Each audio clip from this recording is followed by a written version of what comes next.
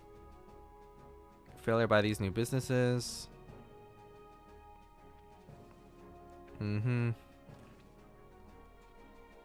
Due to our reliance on third-party platforms, platform providers are frequently able to influence our products and costs. Yes, that's very true. You don't own any hardware. Just actually, like, getting absorbed by Microsoft is a huge important development for this company, in my opinion.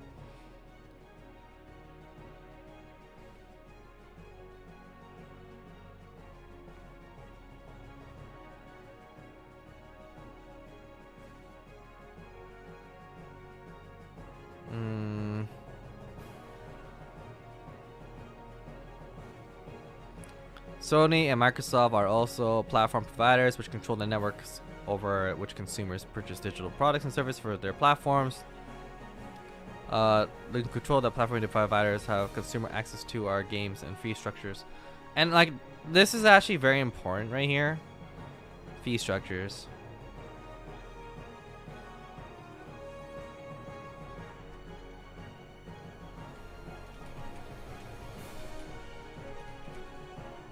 Like, these two companies have an inherent advantage. Like, Sony fee structure for video games, for video game developers. Oh, I don't know why I spelled it like that.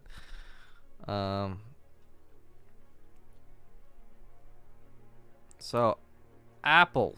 30% standard commission on apps and in-app purchases of good goods.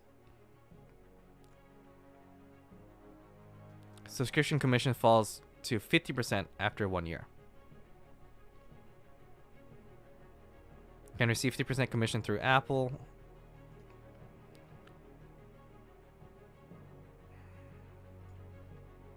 So Google and Apple are pretty fair. Amazon App Store. Microsoft.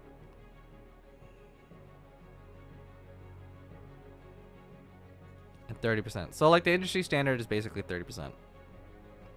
So they have to account pricing. What the hell is OnlyFans doing here? I guess it's talking about everything, not just the video game platforms. Oh, writing, digital marketplaces? Game marketplaces, there we go. Steam takes 30% until the first $10 million. That cut becomes 25. After 50, it's 20.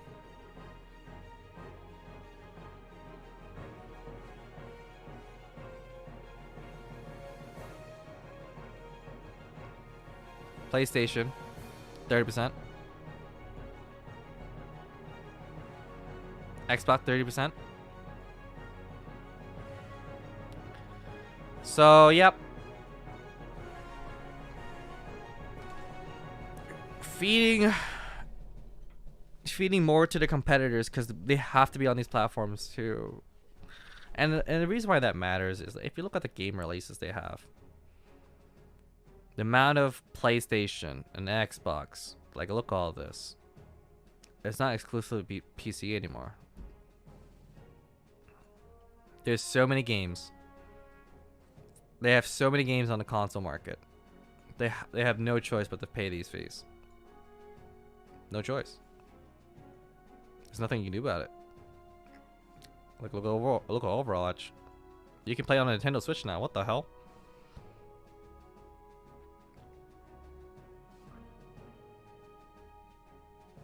I believe this game you can play on the PC. I'm not sure why they didn't list PC on the list, on the Wikipedia. But anyways, moving on. Back to this. Yep, we just talked about that. Yep.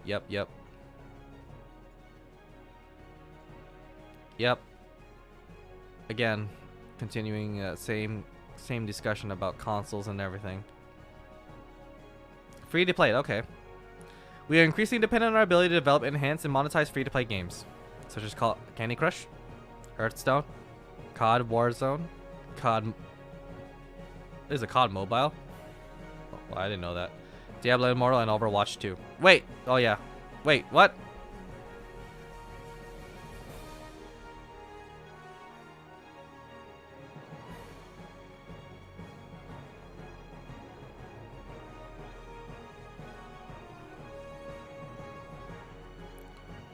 Is this true?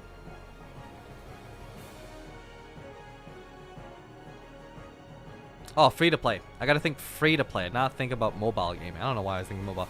As such, we are increasingly exposed to the risk of the free to play business model. For example, we may invest development in new free to play interactive products that are not successful in building, maintaining a significant player base, in which our revenues from those products will likely be lower than anticipated, and we may not recover our development costs. Further, our business then negatively impacted if we are unable. Yeah, this is very true. This is the pitfall of free to play games. It is an incredibly dangerous business model, but at the same time, you have a very dedicated audience. So this can be hedged by the fact that you are a well-loved franchise, but the business model is indeed a free to play business model. Dangers. It is a business. There we go. We are a global company that are subject to the risk of uncertainty conducting business outside. Yeah, there's nothing you can control about. There's literally nothing you can control about this. We all know that you guys are having a very hard time with China right now. Derive substantial amount of revenues and products in international trade, particularly from Europe and Asia. Especially Asia, in my opinion. Uncertain economic, legal, and political conditions in China, Europe, and other regions where we do business, including, for example, changes in relations between mainland China and Taiwan, the military conflict between Russia and Ukraine, and the related sanctions and other penalties imposed on Russia by the United States, the European Union, United Kingdom, and other countries, subject to our international operations and sales to a number of increased risk. We expect the international sales will continue to account for a significant portion of our total revenues. Really? In emerging markets in Asia and elsewhere will continue to be an important part of our international sales. As such, we are and may increasingly subject to risks inherent foreign trade generally, as well as risk inherent doing business in non-U.S. markets, including increased tariffs and duties in compliance with economic sanctions, fluctuations in currency exchanges, shipping delays, increases in transportation costs, international political, regulatory, and economic development, unexpected changes to laws, regulatory requirements, enforcement on us and our platforms partners, and differing local business practices, all of which may impact profit margins or make it difficult, if not impossible, for us to conduct business in foreign markets. Just follow McDonald's. Find somebody you can work with in China and do business. That's all you need to do. A deterioration between relations between the U.S. and any country which will significantly operation of sales and or implementation of a government regulatory regulations in the U.S. or in such country could result in the adoption of expansion of trade restrictions, including economic sanctions or absolute prohibitions that could have negative impact on our business. For instance, to operate in mainland China, all games must have regulatory approval. A decision by the Chinese government to revoke its approval for any of our games or to decline to approve any products we desire to sell in mainland China in the future could have negative impact on our business, as could delays in our approval process. Additionally, in the past, legislation has been implemented in the mainland China that has required modifications to our products and our model to regulatory requirements, such as Chinese regulations that limit the number of hours per week children under the age of 18 can play video games. The future implementation of similar laws or regulations in mainland China and any wow, what the hell? Instead of restrict or prohibit or require engineer modifications to our products and our business model that are not cost effective, if not even feasible at all, or could degrade the consumer experience to the point where consumers cease to purchase such products. Changes in Chinese game approval procedures in 2018 have resulted in reduced rates of approval. Oh, I'm done. All right. this live stream has been productive and not productive at the same time. I got distracted quite a lot. We're gonna continue here. Live stream will be on Friday, same time, 8 to 10 Eastern Standard Time. Learned a lot today. All right, next time.